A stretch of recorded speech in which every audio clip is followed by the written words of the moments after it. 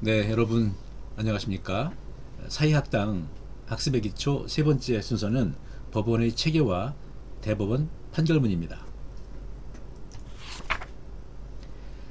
먼저 법원의 체계를 간단히 보겠습니다. 법원은 이렇게 일반 법원과 전문 법원으로 구분을 할 수가 있는데요. 일반 법원은 여러분들에게 익숙한 대법원, 고등법원, 지방법원 이렇게 되어 있고요. 전문 법원에는 특허법원, 가정법원 등 이런 것들이 있습니다. 이 중에서 특허법원은 고등법원급에 해당하고요. 가정법원, 행정법원, 회생법원 이런 것들은 지방법원급에 해당합니다. 자, 법원에는 법관이 있는데요. 법관의 구성은 어떻게 되는지 말씀드리겠습니다. 지방법원급의 경우에는 단독심과 합의심 두 가지가 있고 고등법원급에는 합의심만 있습니다. 단독심은 단독 판사 한 사람으로 구성되는 재판부고요. 합의심은 세 사람의 법관으로 구성되는 재판부입니다. 자, 그러면 최고법원인 대법원의 재판부는 어떻게 되어 있을까요? 이걸 알아보도록 하겠습니다. 대법원의 재판부에는 이렇게 두 가지가 있습니다. 대부분의 대법원 재판은 부에서 이루어지는데요. 부는 세 사람 이상의 대법관으로 구성이 되고 대법원에는 세 개의 부가 있습니다. 이 부에서는 전원일치로 판단을 하게 됩니다. 한편 전원합의체라고 하는 것이 있는데 이것은 대법관 전원의 3분의 2 이상으로 구성이 되고 재판장은 대법원장입니다. 출석 과반수로 판단을 하게 되는데요. 이 전원합의체에서 판단하게 되는 사건에 대해서는 이렇게 법에 규정을 하고 있습니다. 이 중에 이 두 번째를 한번 볼까요? 네, 판례를 변경한다는 얘기인데요. 그러니까 어떤 이 사안에 대해서 과거에 대법원이 A라고 하는 입장을 취했는데 이것을 B라는 입장으로 변경하고 싶다. 네, 이럴 때 전원합의체를 구성해서 판단을 하게 되는 겁니다. 자, 다음에는 상소제도인데요.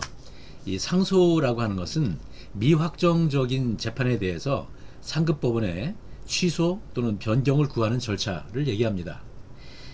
이 상소에는 다시 항소와 상고가 있는데요. 여기서 항소라고 하는 것은 1심에 불복해서 2심 법원에 어필하는 절차고요. 상고라고 하는 것은 2심 법원에 불복해서 대법원에 상소하는 절차입니다. 그런데 이 상소제도가 약간 차이가 있어요. 상황마다 두 가지 라인이 있는데 단독재판부, 지방법원 단독재판부에서 1심을 한 경우에는 지방법원 합의부에서 2심을 하게 되고 상고는 바로 고등법원을 거치지 않고 바로 대법원에서 상고심을 하게 됩니다. 한편 지방법원 합의부에서 재판한 이런 경우에는 항소심을 고등법원에서 하고 그 고등법원을 거쳐서 대법원에서 상고심을 하게 되죠. 이렇게 두 가지의 그 트랙이 있다. 이렇게 이해를 하시면 되겠죠. 그 다음에 대법원 판결문을 하나 예시를 해서 그 내용을 좀 분석을 해 보겠습니다. 자, 이런 그 대법원 판결문이 있다라고 생각을 해보죠. 여기에 보시면 대법원 제2부 이렇게 돼 있죠. 대법원 제2부 판결 이렇게 돼 있죠. 조금 전에 말씀드린 바와 같이 대법원에는 세 개의 부가 있는데 이 판결은 두 번째 부 제2부의 판결이다. 이런 얘기가 되는 거죠. 그 다음에 사건인데요. 여기에 2018-2407 이렇게 되어 있죠. 이것은 앞에 요것은 그 서기 연도고요. 요것은 사건 부호입니다. 사건 부호 문자이고 요것은 1년 번호인데요. 무슨 얘기냐면은 이 사건은 2018년 대법원에 2407번째로 접수된 사건이다. 그리고 이것은 상고심이다. 이런 얘기입니다. 이 다라고 하는 사건 부호는요. 민사 상고심에 붙는 부호 문자입니다. 그리고 이 건물 명도라고 하는 거, 이것은 이제 사건명인데, 사건명은 소장이 제1심 법원에 접수될 때에 붙여지게 됩니다. 그 다음에 이제 이 원고, 피고, 이런 표현이 나오죠.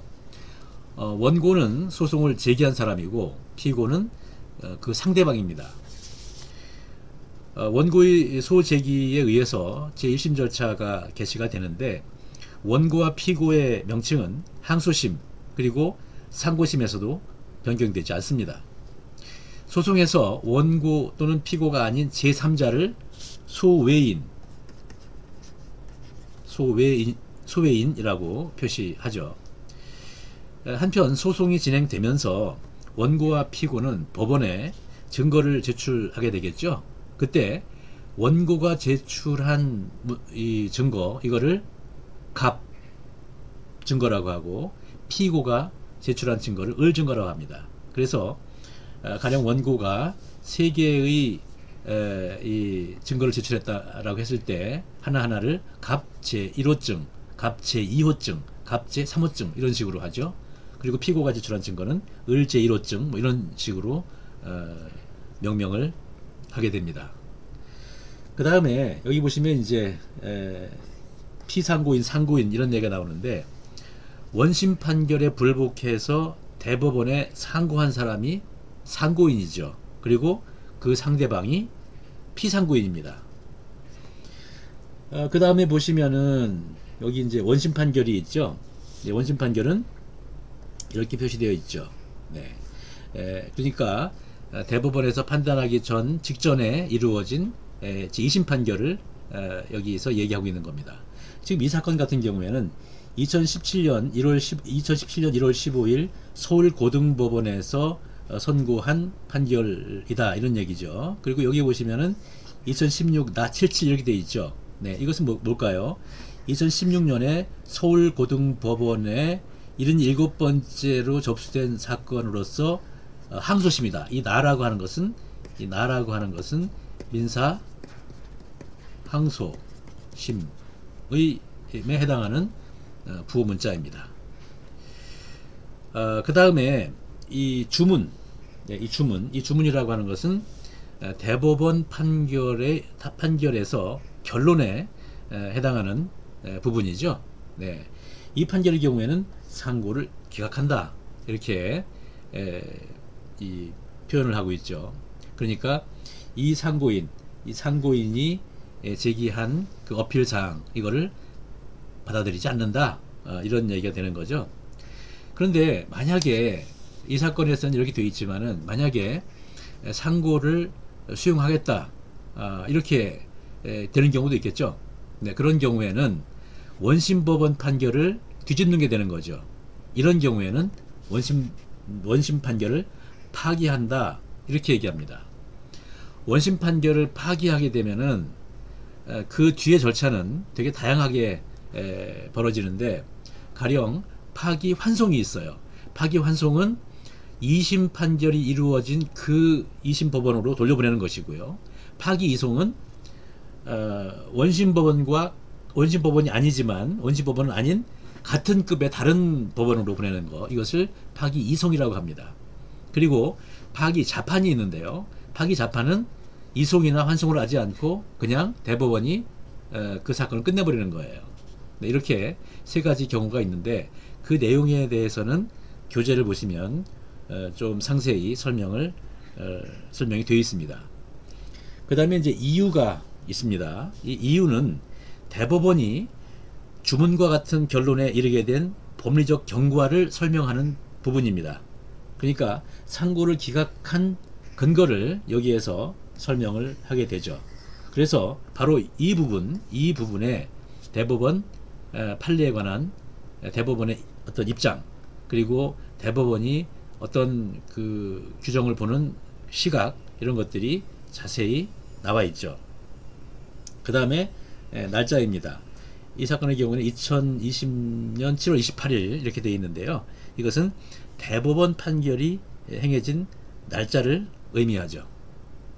그리고 마지막으로 이렇게 이 판결에 관여한 대법관이 서명 날인을 하게 됩니다. 자, 이 사건을 특정한다고 하면은 어떻게 특정을 할 수 있을까요? 네, 이렇게 하면 되겠죠. 판결이 행해진 날짜 2020 7월 28일 선고, 그리고 이 사건 번호 2018-2407. 네, 이렇게 표시를 하면은 바로 말씀드린 이 판결이 특정되는 거죠. 네, 오늘 여기까지 하겠습니다. 여러분 수고하셨습니다.